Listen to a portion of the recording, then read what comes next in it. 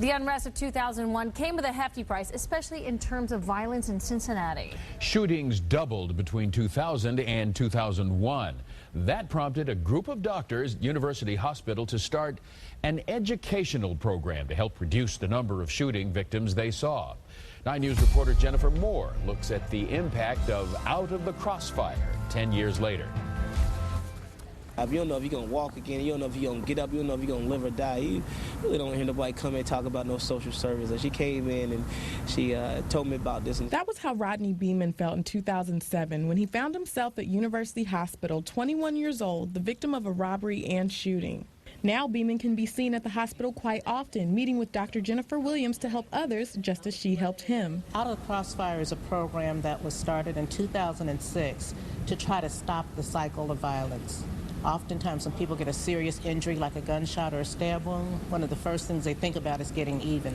So we created this program to give people who survive intentionally inflicted violent injuries with alternatives to retaliating. Before I was working full-time, I was volunteering 40 hours a week because the opportunity I had to be able to really make a change and being able to bridge, being able to having the benefit of being able to speak both languages and being able to bridge the gap between Dr. Williams, where she couldn't speak, I could, and where I couldn't help, she could. In 2001, Beeman was a 15-year-old public speaker traveling the country discussing the problems in Cincinnati and how they could be solved. But years later, the unexpected happened. And unfortunately, life in the streets took me down a road of something I didn't want to experience, and it's been shot. Thanks to Out of the Crossfire, which helps with education, employment, and housing opportunities, Beeman now has a job he loves as Director of Support Services at a youth center he helped develop. To this day, I thank God that I was able to hear what she wanted to say to me, the message that came behind, not even just the message, the relationships, all the benefits that I benefited from this program. It's a program that many people in the community, I guess if you're not a victim of a gunshot wound, you wouldn't know about it, you probably heard about, but you won't fully understand the benefit of this program. But he's not the only success story. A support group within the program meets every week to support victims and their families, and their experiences are as different as they come. She listened, she gives you the advice, and you can take it or leave it. I believe we all been taking it because we're here today. Margaret Long was shot in a domestic dispute 20 years ago that has left her paralyzed. She came to the group 4 years ago to help get out her frustration and talk to others. I'm proud of them, the guys that come here, because they're very upset. They could easily go back out there and retaliate, but they come every Wednesday, and it's a good thing. Like, we'd be glad to see them.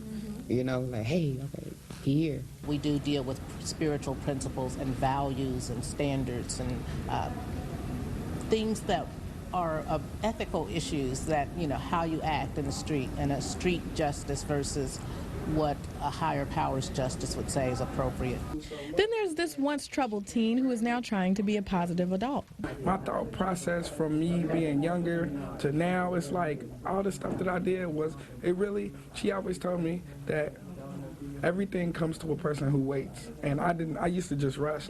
Around 1,300 patients have been introduced to Out of the Crossfire since it began, but with only one paid staff member and funds running low, the program is now at risk of closing as early as April 1st. We have been funded primarily through private individual donations and foundations. We've had very little support, no support from the city. We've had some limited support from Hamilton County. And it's so sad that now that they're talking about closing this program down. It's more frustrating and more painful because I clearly understand what this did for my life and me personally. How many more young black African-American males, this high-risk population that we talk about every single day, and how do we deal with it? How many of them can benefit from a program like this?